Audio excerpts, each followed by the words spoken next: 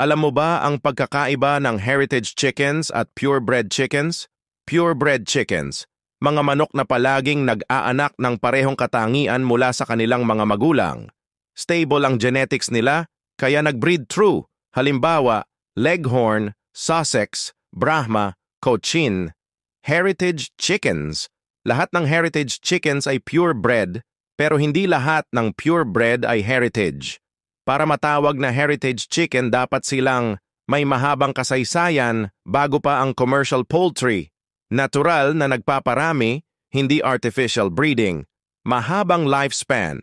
Hence, 5 hanggang 7 taon. Roosters, 3 hanggang 5 taon.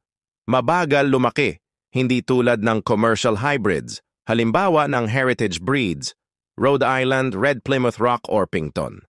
Lahat ng heritage chickens ay purebred, pero hindi lahat ng purebred ay heritage, lalo na kung bago lang sila sa poultry history. Kung gusto mo ng consistent traits, piliin ang purebred. Kung gusto mo ng matibay at pangmatagalang lahi, piliin ang heritage chickens. Alin ang mas gusto mo? Heritage or purebred? Comment below.